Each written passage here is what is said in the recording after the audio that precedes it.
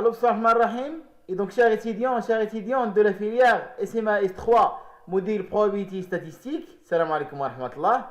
Alors, aujourd'hui, dans le chapitre 4, variable aléatoire density, on va traiter trois sections. Loi de probabilité d'une variable aléatoire réelle, density de probability et fonction de répartition. Alors, je commence par une petite introduction. Alors, soit x est une variable aléatoire définie sur un espace probabilisé oméga A et P. Alors, on a traité dans le chapitre précédent le cas où l'univers image, c'est-à-dire x oméga, donc l'ensemble des valeurs prises par la variable aléatoire discrète x, était au plus d'innombrables. Alors, la loi de probabilité de x était alors donnée par les quantités, la probabilité que la variable aléatoire x, il prend la valeur petit x. Pour tout x appartient à l'ensemble image x de oméga. Donc voilà, on a vu précédemment que la loi d'une variable aléatoire, il est caractérisée par la donnée de ces points-là. Ou bien par sa fonction de répartition, qu'on a noté grand F indice x. Donc la fonction de répartition, il est définie de la manière suivante. La fonction de répartition F indice x en un point petit x égale quoi? C'est la probabilité que la variable aléatoire x est inférieure ou égale à x. Donc voilà, c'est la probabilité de cet événement-là. Et on a trouvé effectivement que la probabilité que x prend la valeur petit x, c'est quoi? C'est f indice x de petit x moins f indice x de x moins. Et on a dit x moins, c'est quoi? C'était la limite à gauche en x avec f indice x de x moins, c'est-à-dire la limite à gauche de la fonction de répartition en un point x. Tout simplement quoi? C'est la probabilité que x soit inférieur strictement à petit x. Si vous avez la fonction de répartition f indice x, alors je peux connaître la loi. Donc la probabilité que x prend la valeur petit x, c'est quoi? C'est la fonction de répartition en un point x moins la limite à gauche en x. Ou bien, si vous connaissez les lois, et donc je peux d'après cette définition trouver la fonction de répartition. Et tout simplement quoi? Puisque je suis dans le cas discrète, donc f indice x de petit x, c'est quoi tout simplement? C'est la somme, la probabilité que x prend la valeur petit y avec y, il est inférieur ou égal à petit x. Maintenant, je vais supposer que l'ensemble x oméga, voilà, l'ensemble image, il est infini mais non dénombrable. Par exemple, un intervalle dans R. Donc voilà, x oméga, un intervalle de la forme AB, ou bien de la forme A plus l'infini, ou bien R tout entier. Alors la théorie montre que dans le cas continu, et on va voir qu'est-ce que ça veut dire le quoi continu pour une variable aléatoire, qu'on a la probabilité que x prend la valeur petit x égale à 0. Donc voilà, il y a un problème ici. Regardez, dans le cas discret, la loi elle est définie par ces probabilités-là. Mais ici, on a ces probabilités, ou bien la probabilité que x prend la valeur petit x égale à 0 dans le cas continu. Pour tout x, effectivement, dans l'ensemble d'images. Et dans ce cas, comment définir la loi de la variable aléatoire x dans ce cas-là? C'est tout simplement à travers sa fonction de répartition. Et donc voilà, on va voir comment définir la loi d'une variable aléatoire x dans le cas où l'univers x oméga il est infini non dénombrable. C'est-à-dire que je ne suis pas dans le cas au plus dénombrable, c'est-à-dire que je ne travaille pas avec une variable aléatoire discrète. Et donc on va voir comment définir la loi à partir de la fonction de répartition. Et la nouvelle notion qu'on va voir dans le cas continu effectivement, c'est la notion de densité de probabilité. Alors définition, et donc soit toujours oméga AP un espace probabilisé. Alors on appelle variable aléatoire réelle maintenant, qu'on note par VAR, c'est une application x de oméga, voilà l'espace fondamental, à valeur dans R, tel que pour tout intervalle maintenant, i inclus dans R, alors l'image réciproque de i par l'application x, il appartient à A, c'est-à-dire c'est un événement. Et effectivement, par définition, c'est quoi x moins 1 de i? C'est simplement l'ensemble des éventualités qui appartiennent à oméga, telles que leur image x de oméga, il appartient à i. Et donc voilà, x moins 1 de i, c'est un événement. Et donc il appartient à grand A. On note effectivement cet événement pour simplifier. X moins 1 de i, on va le noter comme ça. X, il appartient à i. Et dans ce cas, un exemple simple, regardez. Qu'est-ce que ça veut dire? X, il est inférieur ou égal à petit x. C'est-à-dire tout simplement quoi? C'est-à-dire x, il appartient à l'intervalle moins l'infini x. Et donc voilà, mon intervalle ici, i, c'est quoi? C'est moins l'infini x. Et dans ce cas, l'événement grand x inférieur ou égal à petit x, c'est quoi? C'est tout simplement x moins 1 de l'intervalle moins l'infini x. Ou bien, après cette notation, c'est simplement quoi? C'est grand x, il appartient à l'intervalle moins l'infini petit x. Alors remarque, en toute rigueur, il faut aussi munir R d'une tribu qu'on note B, qu'on appelle la tribu borélienne. Cette notion, effectivement, dans le programme de SMA S3, elle est hors programme. Vous pouvez le voir par exemple dans le semestre 5, dans SMA.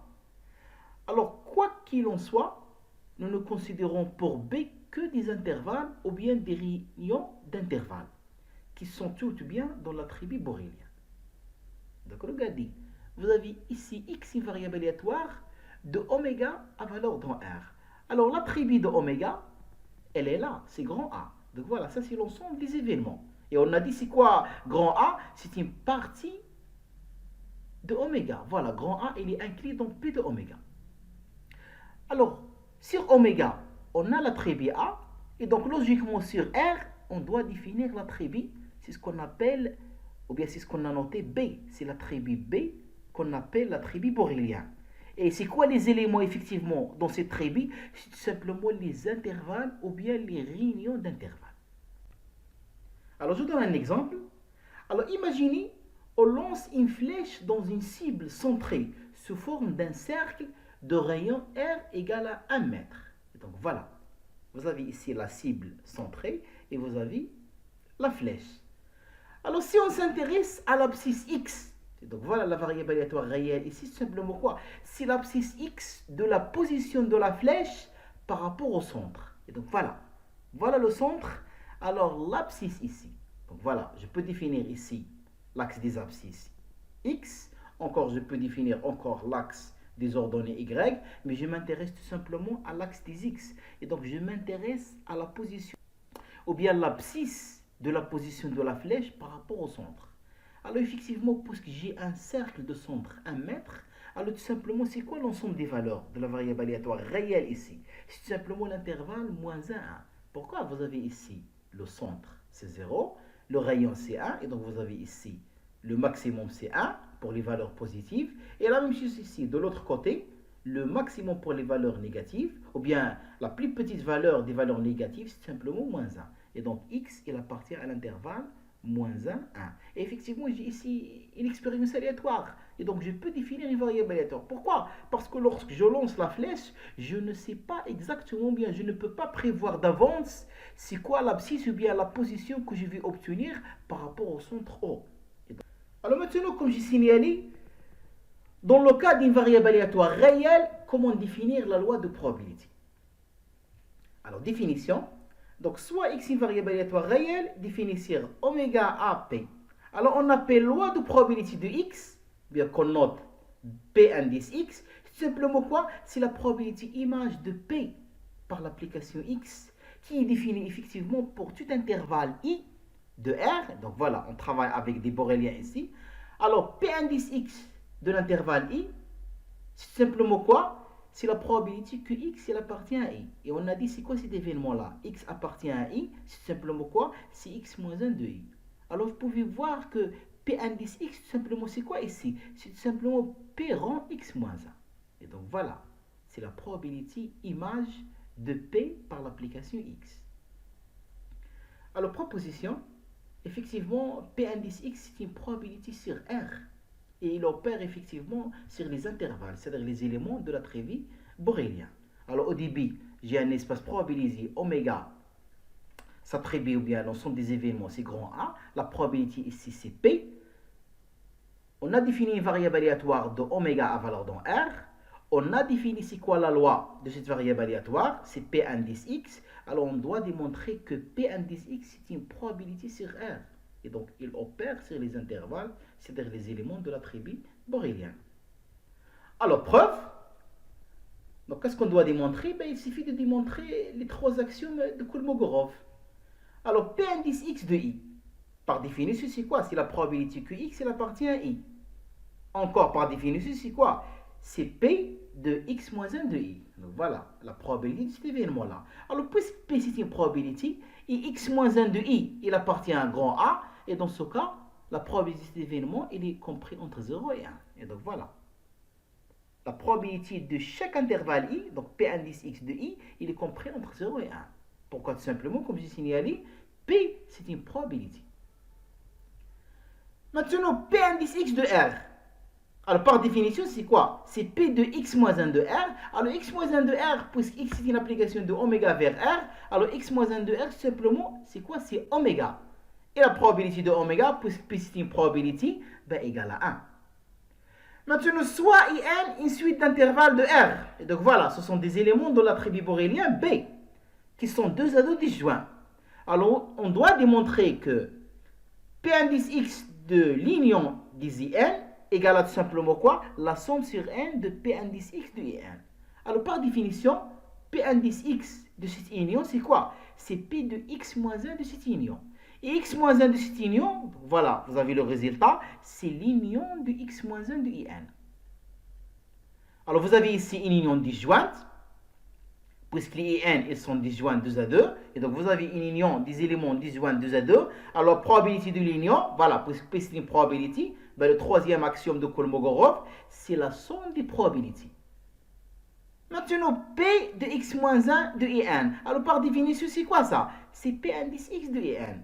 Alors, on a démontré que P indice x d'une union disjointe, simplement quoi? C'est la somme sur N de P indice x de N, en se basant effectivement sur P, qui est une probabilité sur oméga A. Alors, finalement, on a démontré les trois assertions de Kolmogorov, et donc je peux dire que P indice x, c'est une probabilité sur R, il opère sur les éléments de l'attribut borélien, c'est-à-dire sur les intervalles, ou bien l'union des intervalles dans R. Alors maintenant, je passe à une notion fondamentale dans ce chapitre-là, c'est ce qu'on appelle la densité de probabilité. Alors, définition, ben, on appelle densité de probabilité sur R toute fonction définie de R dans R qui vérifie ces trois points. Alors, le premier point, la fonction f, elle est positive sur R. Donc, voilà. C'est-à-dire f, il est défini de R vers R+. Donc, voilà, la fonction f, elle est à valeur positive. Le deuxième point, f est continu sur R, sauf éventuellement on a un nombre fini de réels. Mais en général, la fonction f, elle est continue sur R.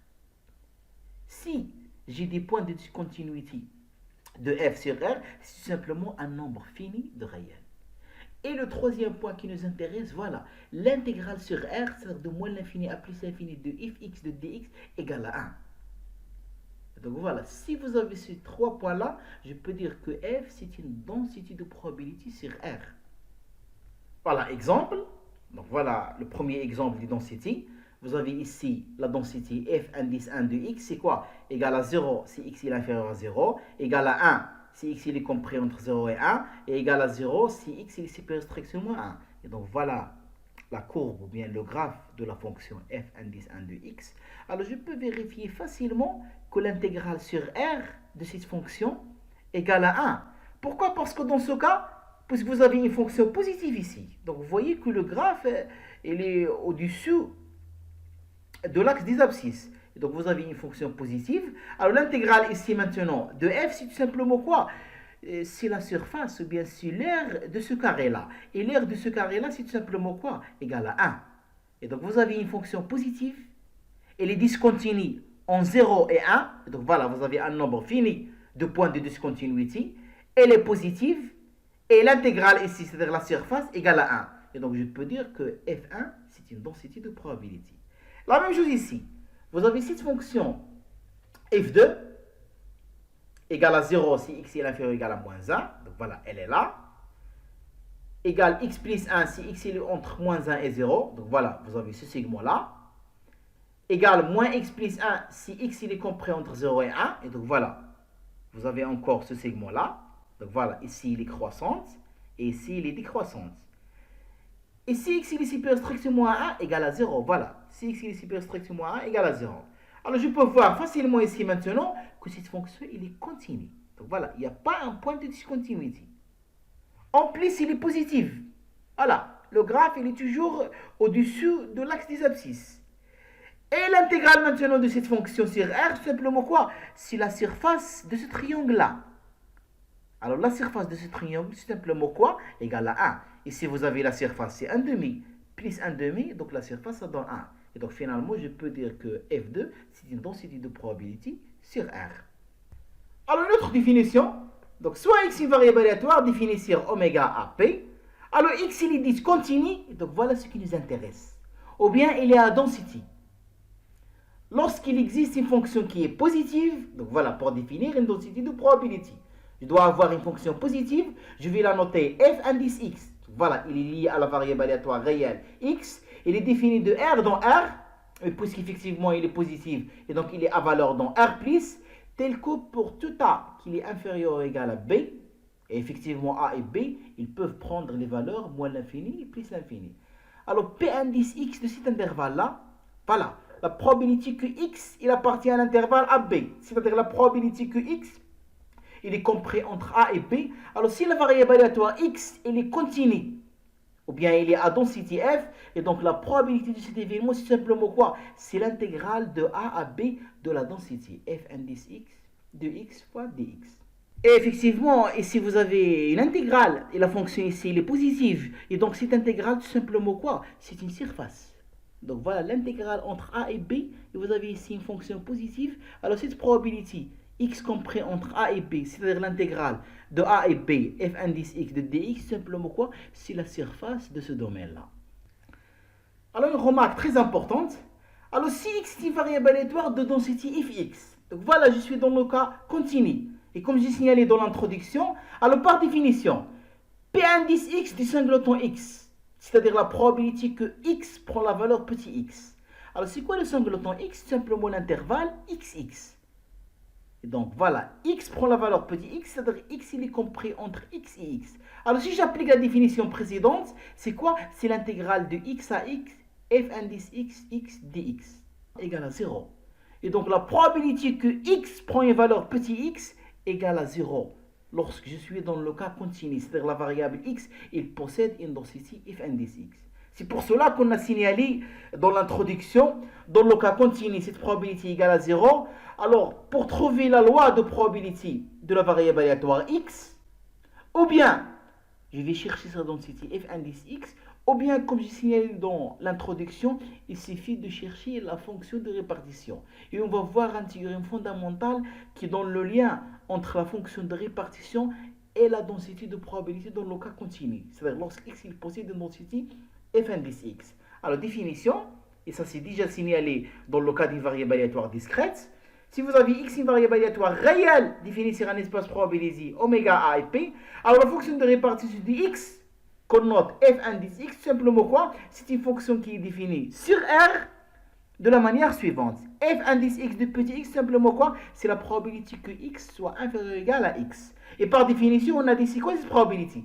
C'est la probabilité que x il appartient à l'intervalle moins l'infini x.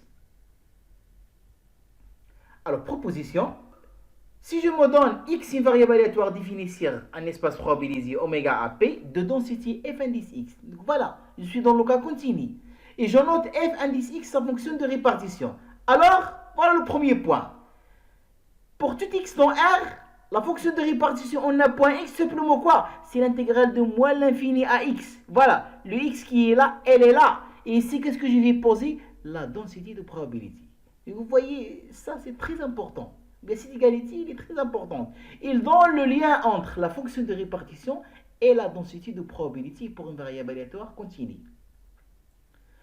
Maintenant, le deuxième point, pour tout A inférieur à B, la probabilité que x appartient à l'intervalle A et B, vous avez ici une égalité large, et la même chose ici, une égalité large, simplement quoi? C'est la fonction de répartition de x au point B moins la fonction de répartition de x au point A.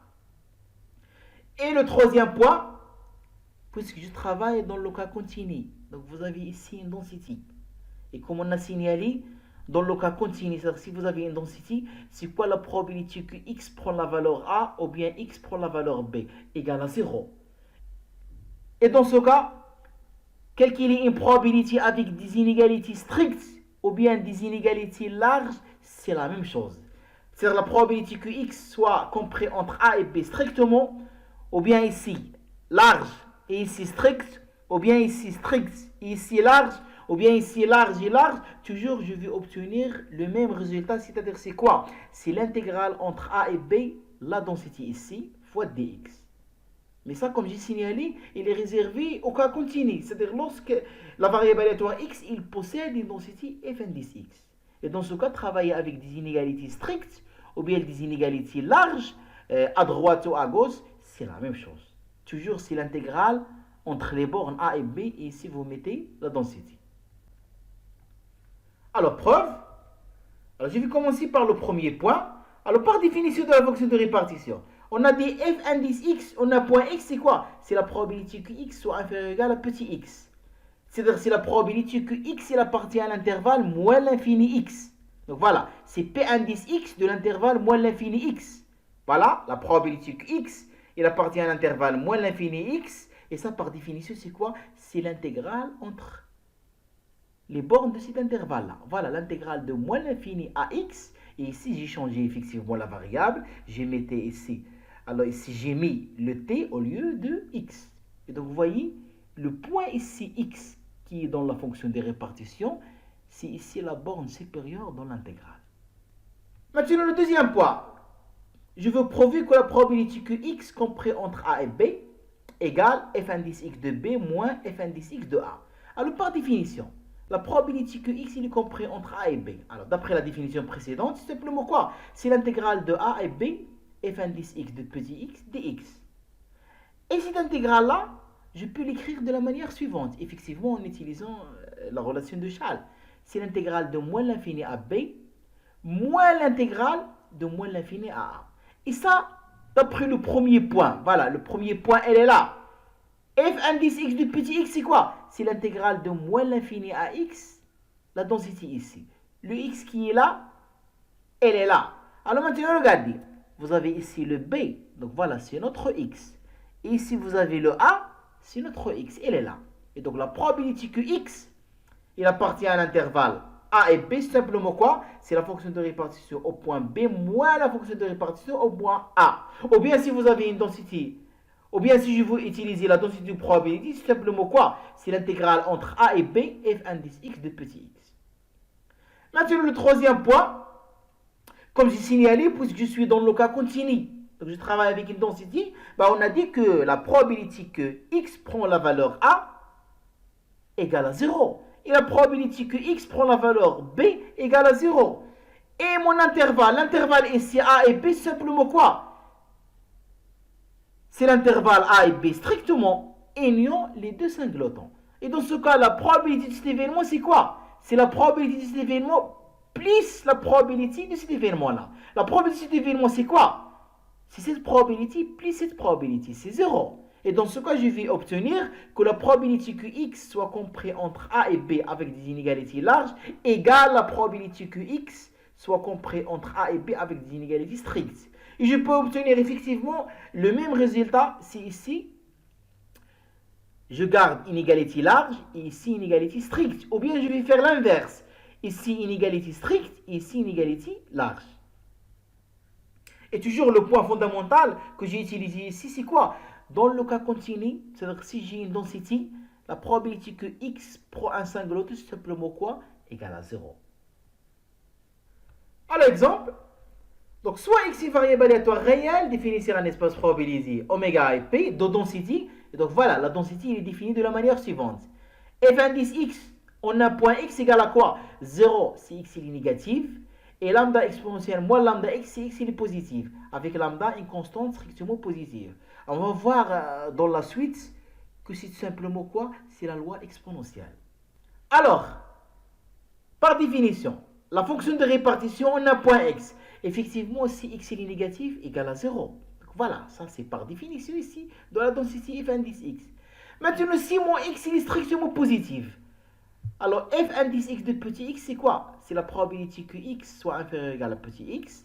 Alors d'après la proposition précédente, on avait c'est quoi cette probabilité? C'est l'intégrale de moins l'infini à x, et c'est la densité. Donc voilà, on avait dans la proposition précédente le lien entre la fonction de répartition et la densité. Alors l'intégrale de moins l'infini à x, moins x il est strictement positif. Et la densité f indice x, il prend la valeur lambda exponentielle moins lambda x si x il est strictement positif. Et dans ce cas, je vais commencer par 0. Normalement ici, avec la relation de Charles, C'est de moins l'infini à 0 plus de 0 à x. Mais de moins l'infini à 0, lorsque x est négatif, voilà, elle est là. La densité est égale à 0. Donc voilà, f indice x de petit t égale à 0 dans l'intervalle moins l'infini 0. Qu'est-ce qu'il me reste? Il me reste seulement l'intervalle 0 à x. Donc voilà, d'après la relation de Charles, c'est l'intégrale de 0 à x, lambda exponentielle moins lambda t fois dt. Alors effectivement, je peux calculer facilement cette intégrale. Voilà, la primitive ici, c'est moins exponentielle moins lambda t. Voilà, entre 0 et x, si je remplace, c'est 1 moins exponentielle moins lambda x. Donc voilà, la fonction de répartition de x, on a un point x qui est strictement positif égale 1 moins exponentielle moins lambda x. Alors effectivement, ici j'ai donné le graphe de la densité f indice x et la fonction de répartition. Donc voilà, je vais expliquer comment j'ai obtenu le graphe de la densité f indice x. Donc voilà, par définition, elle est là. Alors si x il est négatif, c'est 0. Donc voilà, elle est là, c'est 0. Maintenant, si x il est positif, alors cette fonction, elle est définie sur R+. Et l'image de 0 ici, si je remplace x par 0, l'image de 0 c'est quoi? C'est lambda. Et donc voilà, l'image de 0, c'est lambda. Et la limite ici, lorsque x il tend vers plus l'infini, c'est quoi cette limite? Égale à 0. Et donc voilà, vous avez une asymptote horizontale. La limite lorsque x tend vers plus l'infini, de f indice x de petit x égale à 0. Donc voilà, vous avez une asymptote horizontale, c'est simplement quoi? C'est l'axe des abscisses. Maintenant, si je dérive, c'est quoi la dérivée ici? La dérivée, c'est moins lambda exponentielle moins lambda x. Et donc, vous avez ici la dérivée négative, c'est-à-dire cette fonction, elle est décroissante. Effectivement, je peux chercher, c'est quoi la tangente en un point. Ici, le point, c'est quoi? C'est 0 lambda. Donc, si je cherche l'équation de cette tangente-là, effectivement, puisque je connais la dérivée ici, et donc je peux déduire facilement l'équation de cette tangente. Et je peux encore déduire facilement l'intersection de l'axe des x avec cette tangente-là. Simplement quoi? C'est lorsque x égale 1 sur lambda. Maintenant, je passe à la fonction de répartition. Alors, on a vu que la fonction de répartition égale à 0 si x est négatif. Voilà, ici égale à 0. Maintenant, si x est positif, on a trouvé c'est 1 moins exponentielle moins lambda x. Alors, c'est quoi l'image de 0 ici? Ici, c'est exponentielle 0, c'est 1. 1 moins 1, c'est 0. Et donc, voilà, l'image de 0, c'est 0. La limite, lorsque x tend vers plus l'infini, ici, la limite, c'est 0. Et donc, qu'est-ce que je vais obtenir? 1. Et donc, voilà, j'ai une asymptote horizontale, y égale à 1. Donc, voilà, lorsque x il tend vers plus l'infini. Maintenant, si je dérive, donc voilà, vous avez un signe moins avec le signe moins. Donc, la dérivée, c'est quoi? C'est lambda exponentielle lambda x. Et puisque lambda est strictement positive, alors la dérivée, elle est positive. Et dans ce cas, la fonction de répartition, elle est croissante. Et la même chose, je peux trouver l'équation de la tangente au centre O. Et donc voilà, je peux calculer facilement l'équation de cette tangente.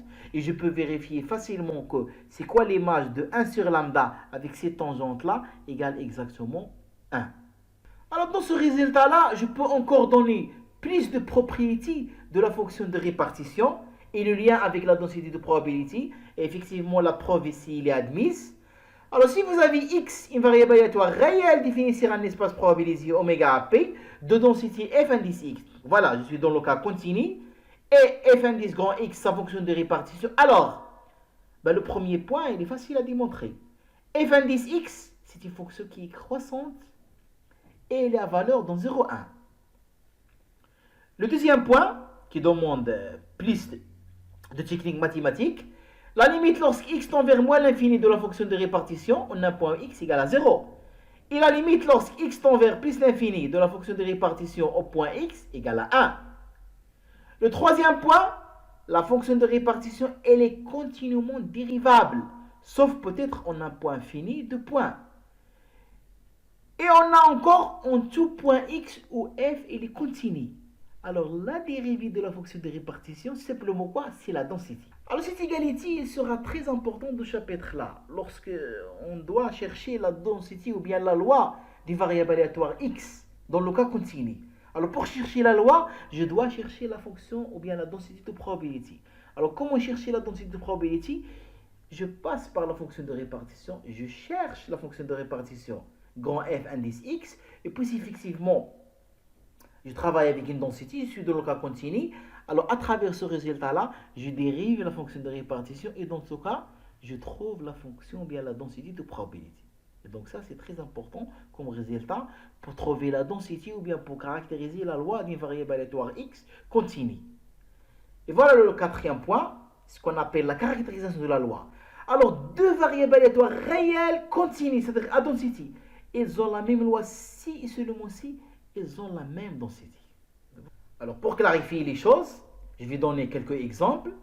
Alors, par exemple, soit x est variable aléatoire, définie toujours sur un espace probabilisé oméga AP, de densité petit f indice x, et soit grand F indice x, sa fonction de répartition. Alors, je dois chercher c'est quoi la densité de y. Y, simplement quoi? C'est une transformation linéaire de x. Alors, comme j'ai signalé d'après la propriété ou bien la proposition précédente, pour trouver la loi de y, qu'est-ce que je dois faire? Je dois chercher la fonction de répartition de y et après je vais dériver pour trouver la densité de probabilité de y.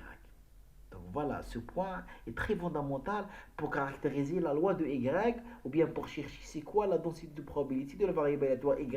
Alors vous avez ici une constante, ou bien la pente ici a, donc je vais distinguer deux cas. Si A est strictement positive et si A est strictement négative. Alors je commence par le premier point, A strictement positive. Alors c'est quoi la fonction de répartition de y en un point x? Par définition, c'est la probabilité que y soit inférieur ou égal à petit x. Alors je remplace mon y, elle est là, c'est ax plus b. Et effectivement, puisque mon a est strictement positif, ben je peux obtenir facilement, c'est quoi l'événement? Grand y inférieur ou égal à petit y, c'est simplement l'événement grand x il est inférieur ou égal à x moins b sur a. Et ça par définition c'est quoi? Puisque vous avez ici la variable aléatoire x, ça c'est la fonction de répartition de x au point x moins b sur a. Et donc voilà le premier point. Maintenant le deuxième point. Lorsque A est négative, toujours d'après la définition, la fonction de répartition de Y, c'est la probabilité que Y il est inférieur ou égal à petit x. Alors regardez, vous avez ici inférieur ou égal, mais puisque mon A est négative, ben je vais changer ici le signe. Je vais obtenir supérieur ou égal. Et encore, c'est quoi la probabilité de cet événement-là? Ben je vais utiliser le complémentaire. C'est 1 moins la probabilité normalement que x il est inférieur strictement à x moins b sur a. Mais on a vu dans la proposition précédente, puisque je travaille avec une densité, je suis dans le cas continu, la probabilité que x prend une valeur petit x égale à 0. Voilà, la probabilité de singleton c'est 0. Et donc travailler avec une égalité large ou bien une égalité stricte, c'est la même chose. Et donc je vais avoir 1 moins la probabilité que x est inférieur ou égal à x moins b sur a, c'est-à-dire c'est 1 moins la fonction de répartition de x au point x moins b sur a. Alors regardez. Si A elle est positive, voilà la fonction de répartition. Si A elle est négative, voilà la fonction de répartition. Alors d'après la proposition, bien la propriété précédente, pour trouver la densité de y, il suffit de dériver la fonction de répartition. Et regardez, ici je dérive, qu'est-ce que je vais avoir? La dérivée ici à l'intérieur, c'est 1 sur A. Et la dérivée de grand F, c'est quoi? C'est petit f. Et donc c'est petit f en x au point A. Et puisque mon A il est positif, voilà, ici la valeur absolue égale à A. Maintenant, si A il est négative, alors si je dérive ici, je vais avoir 1 sur A. Et la dérivée ici de la fonction de répartition, c'est la densité, petit f indice x. Et vous allez ici avoir un signe moins. Donc je vais avoir moins 1 sur A. Mais puisque mon A il est négatif, c'est quoi moins 1 sur A? C'est tout simplement 1 sur la valeur absolue. Donc voilà ce résultat-là, il rassemble les deux cas. Si A il est positif, je vais avoir 1 sur A, voilà, elle est là. Mais si A il est négatif, je vais avoir moins 1 sur A, voilà, elle est là. Et donc le signe plus ou moins, ils sont cachés dans la valeur absolue. Et finalement, la densité de la variable aléatoire Y, donc voilà, c'est 1 sur la valeur absolue de A, la densité de X au point X moins B sur A. Alors maintenant, je passe au deuxième exemple. Donc je dois chercher la loi de la variable aléatoire réelle z égale x carré. Alors effectivement, puisque vous avez ici un carré, donc si x il est négatif, alors la fonction de répartition de z en un point x, c'est-à-dire la probabilité que z est inférieur ou égal à x, égale à 0. Pourquoi? Tout simplement parce que x carré il est positif. Donc la probabilité que une variable aléatoire positive soit inférieure à une valeur négative strictement, ça c'est l'événement impossible, c'est l'ensemble vide. Et la probabilité de l'ensemble vide, c'est 0. Maintenant, oui, si mon x il est positif, alors la fonction de répartition de z au point x, c'est la probabilité par définition que z il est compris, ou bien que z il est inférieur ou égal à x. Alors mon z, c'est x carré. Qu'est-ce que ça veut dire x carré il est inférieur ou égal à x? Si je passe à la racine, je vais avoir ici la valeur absolue de x, il est inférieur ou égal à racine x. C'est-à-dire mon x, il est compris entre racine x et moins racine x. Et on a vu dans la proposition précédente que la probabilité que x soit compris entre deux valeurs a et b, c'est la fonction de répartition au point b moins la fonction de répartition au point a. Et donc voilà, mon b c'est racine x, elle est là. Et mon a c'est moins racine x, elle est là. Et ça y est maintenant, puisque j'ai trouvé la fonction de répartition de z, donc voilà, elle est là. Alors pour trouver la densité de z, ben, il suffit de dériver. Effectivement, lorsque x il est négatif, donc on a trouvé c'est 0, et donc voilà la dérivée de 0 c'est 0. Maintenant si x est strictement positif, alors si je dérive ici, la dérivée de racine x, c'est 1 sur 2 racine x. Et la dérivée ici de la fonction de répartition, c'est la densité de x. Et donc c'est la densité de x au point racine x fois 1 sur 2 racine x. La même chose ici.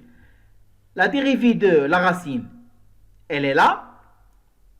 Normalement, c'est moins 1 sur 2 racine x. Avec le signe moins ici, c'est plus. Donc voilà, c'est plus 1 sur 2 racine x.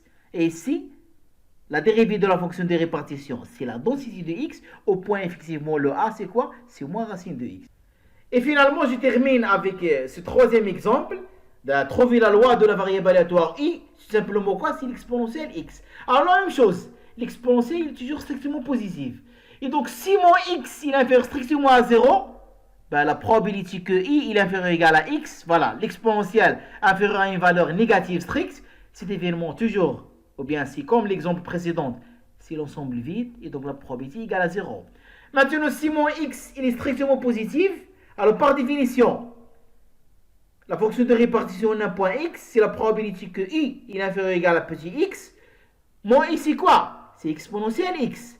Alors exponentielle x est inférieur à petit x. C'est-à-dire mon x, il est inférieur à ln de x. Donc voilà, j'utilise ici la fonction ln, puisqu'il est strictement croissante. Et donc l'événement i inférieur ou égal à x, simplement quoi? C'est l'événement x inférieur ou égal à ln x. Et ça par définition c'est quoi? C'est la fonction de répartition de la variable aléatoire continue x au point ln de x. Donc voilà, c'est f indice x au point ln x. Ça y est maintenant. J'ai calculé la fonction de répartition de i en fonction de la fonction de répartition de x.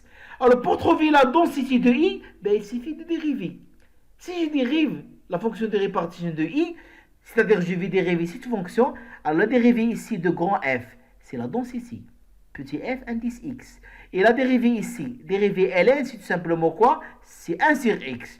Effectivement, ça c'est lorsque x est strictement positif. Mais lorsque x il est inférieur strictement à 0, donc il est négatif strictement, ben c'est 0. Donc je signale toujours, pour chercher la densité de probabilité d'une variable aléatoire continue, je dois chercher au début sa fonction de répartition, et après je dérive pour trouver sa densité de probabilité. Alors fin et bon courage!